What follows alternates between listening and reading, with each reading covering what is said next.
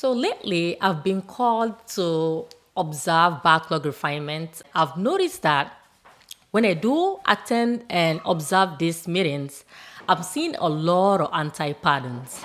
So before I go into detail about discussing these anti-patterns of backlog refinement, let's first discuss like what is backlog refinement. So backlog refinement is a session like according to the Scrum guide, Scrum team should only allocate 10% of their capacity into doing backlog refinement.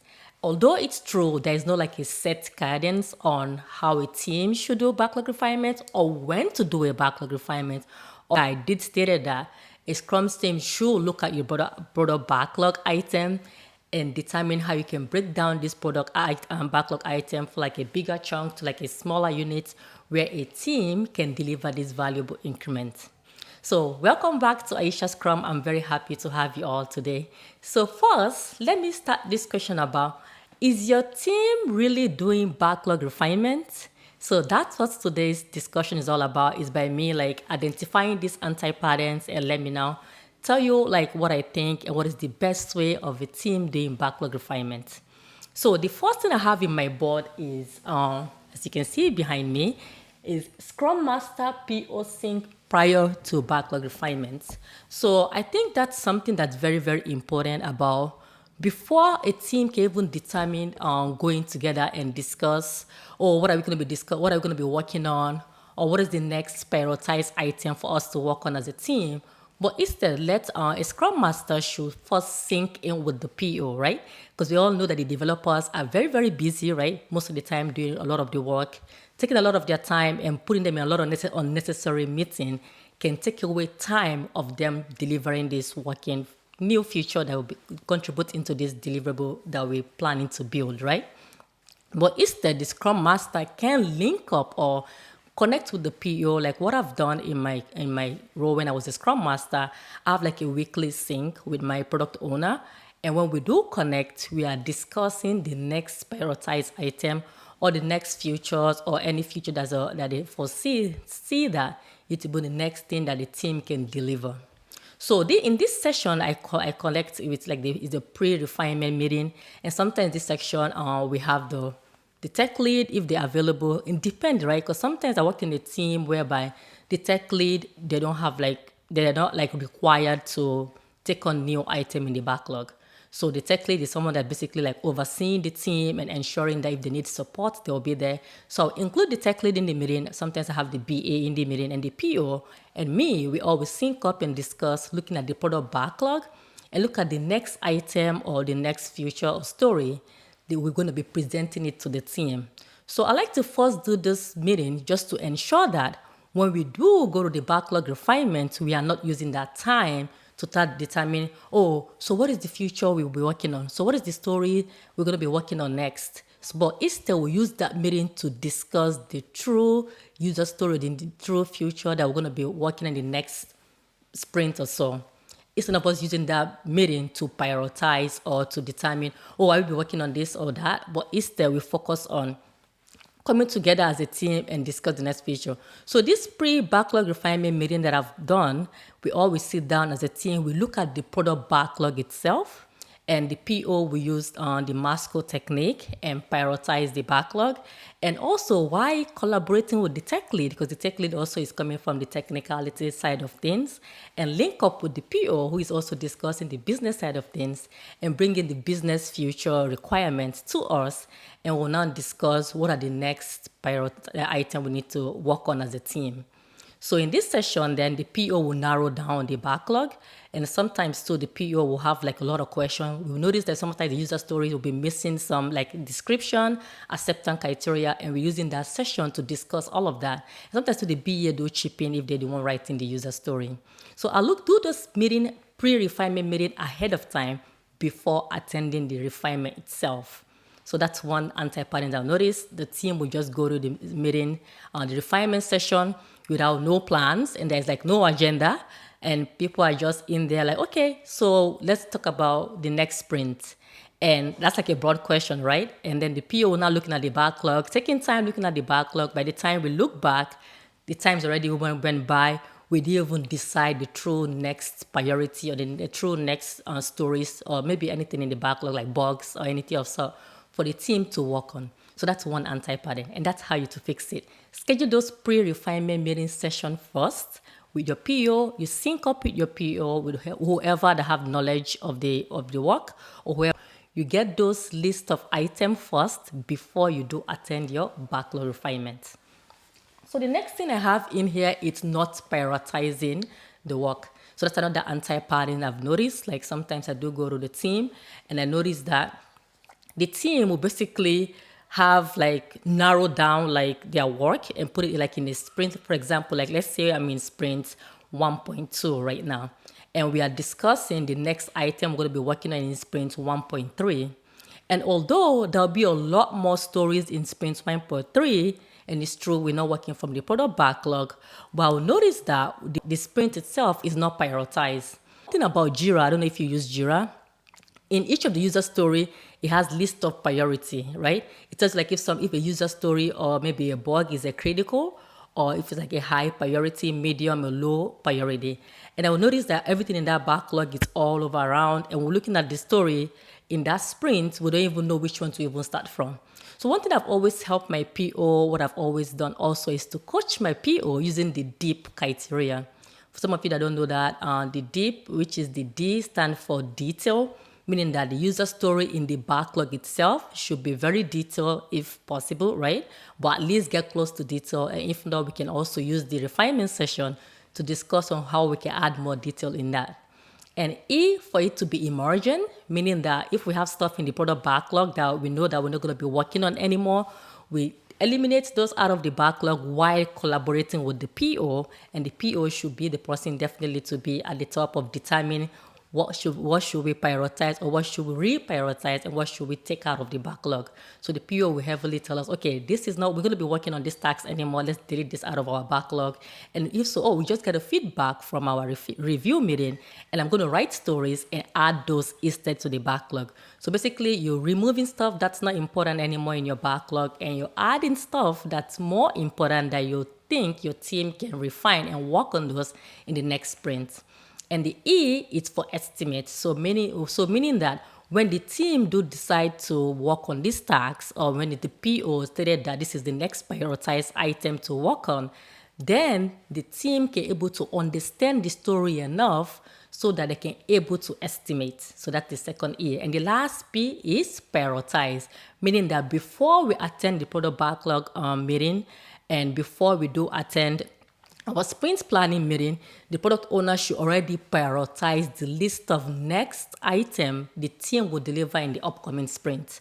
So we are not going to the product backlog meeting session and using that time to like, okay, let's use this time to now prioritize this work. Oh, we'll be working on this. Oh, no, not that one. And the team will start deciding on, because the team can also help the product owner and support the product owner in, okay, this is based on our workflow, based on the interface of our project. We must complete this first before the other. Of course, we can do that by just saying that you can use your product backlog meeting session to just do all of that. But instead, if you notice that there's a lot more item in the product backlog and that can take a lot more time, maybe we can schedule a pre-refinement session and have the whole team in that session, and we can use that session to basically prioritize the backlog, which is very, very important. So when we do meet for our backlog refinement session, we are discussing the true item that's priority, not the one that's not priority. So that's my point about ensuring that the backlog is prioritized using the DEEP criteria. So that's another thing. The next thing I have is no definition of ready. And definition of ready, for people that are not familiar with definition of ready, let me just define like what definition of ready is. Definition of ready is a checklist of item or list of item based on your product or based on the workflow of your work that the team already decided you must follow before you consider that ticket ready to be worked on in a sprint. So I think that's the simplest way I can define it. So basically, it's a checklist of items, and sometimes this checklist can come from a team, like where your team determine that. Sometimes too, I've worked in a company where we had our PMO office, they determine our definition of ready checklist. And I now use that checklist to verify with the team when I was a scrum master. but we had a checklist of items. We must have those checklists. And before a team can commit to any of those story or any of those tasks, any of those bug tasks, all those checklists must already be met before we can commit to it as a team. So sometimes, one time I did join a company and I realized that there was no any organization, there was no structure, there was no definition of ready. They did have definition of done coming from the company, but we didn't have any definition of ready. So that was something I did. I created a workshop with the team, the whole Scrum team, to help us determine, based on our project, based on our workflow, how can we ensure that we have all these checks in place to reduce risks so that we can now commit to these tasks.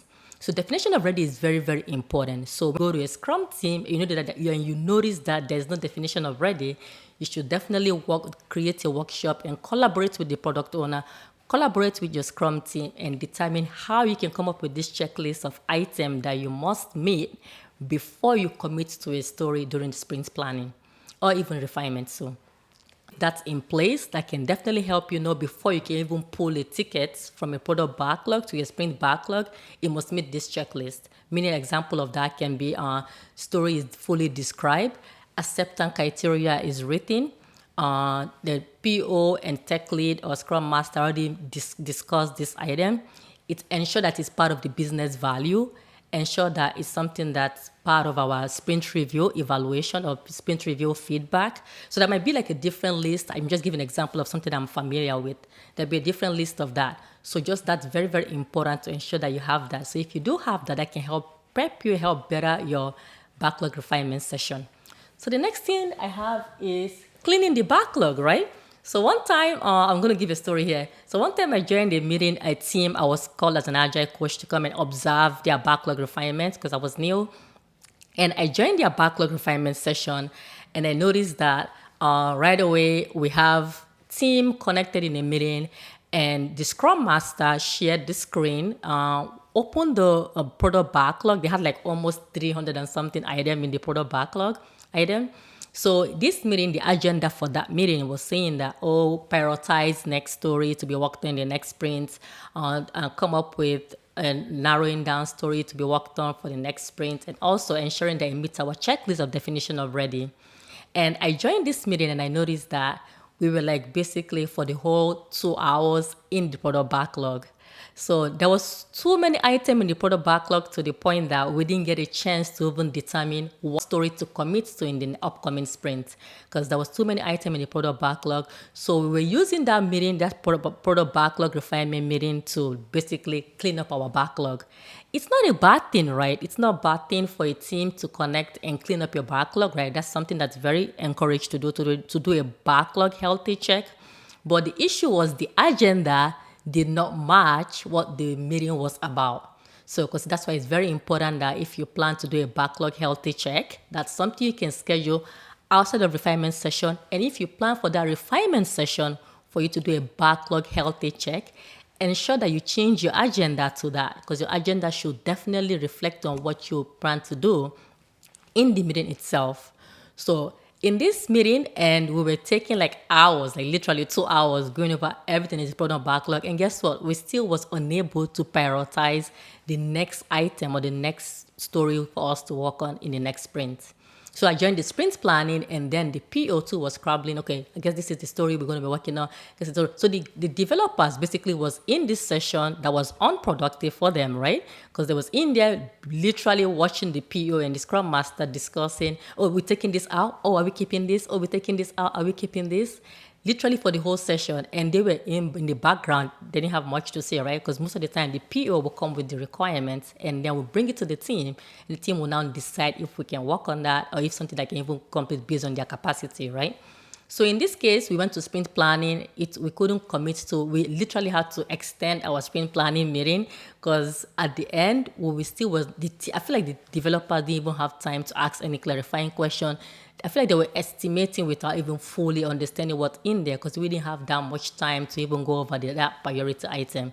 So the take home from this is very important to know that If you notice that you go to your team or you're currently in your team, you have like almost 300 or 200 something in your product backlog, that's something you should connect with your product owner and do a product backlog health check.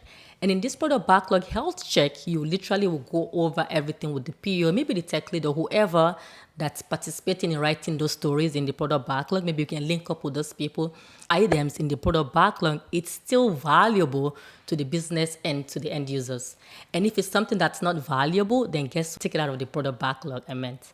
So in that case, if you do take it out of the product backlog, then when you do meet for your refinement meeting, the product owner is just presenting to the team the prioritized item you plan to work on in the next sprint.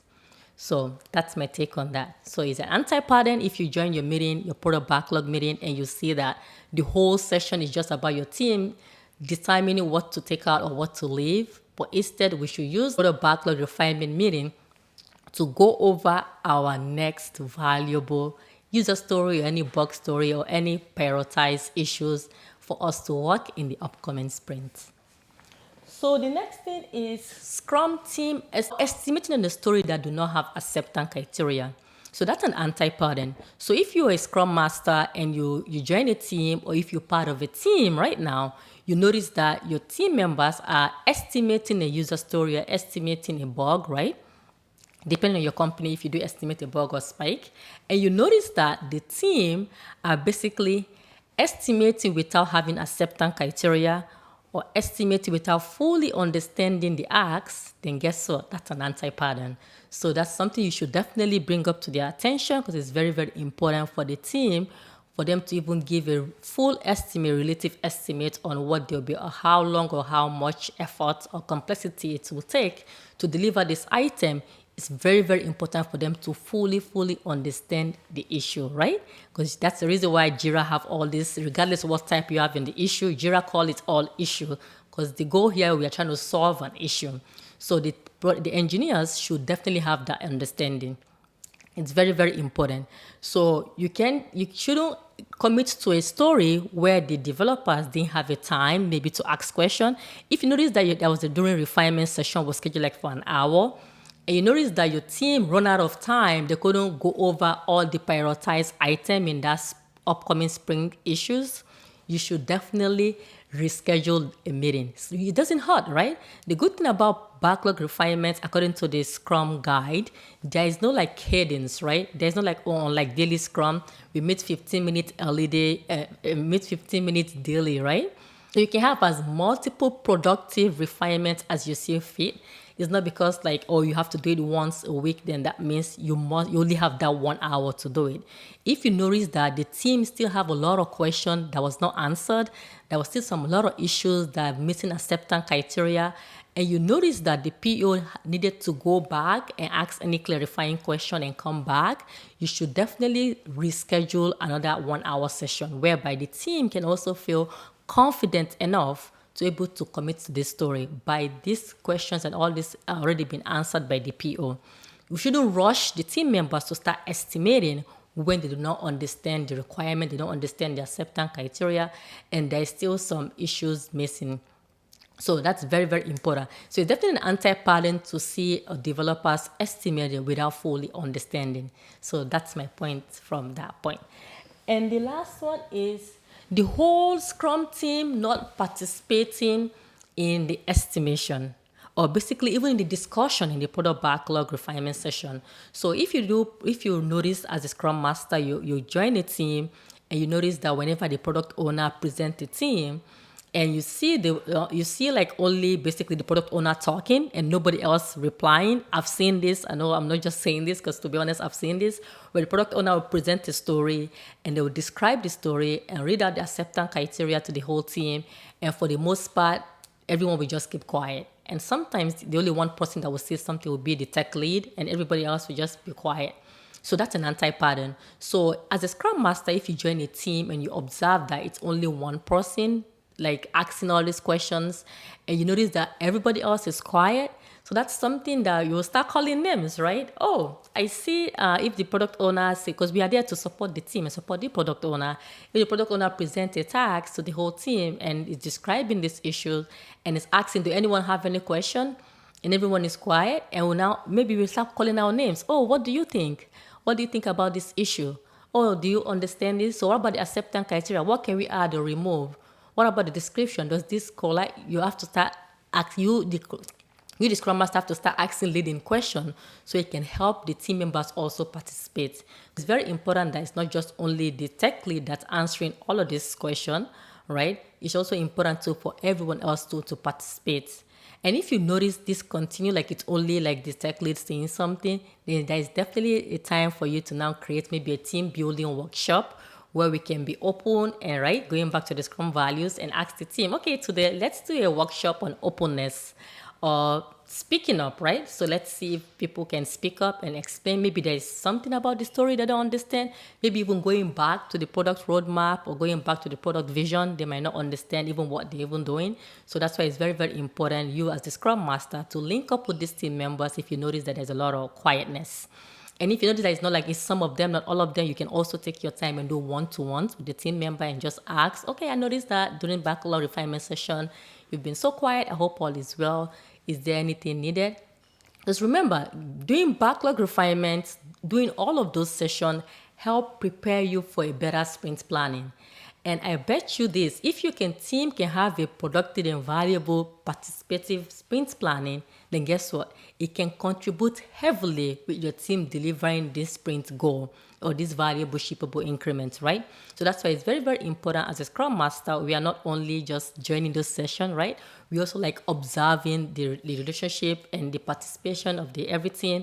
And if we notice all these anti-patterns and stuff, we can link up with them one-on-one, or we can also create some kind of workshop to get all the team to sync and be in the same page. So I was just doing this meeting about backlog refinement, anti-pattern, and ways how we can better plan our backlog refinements.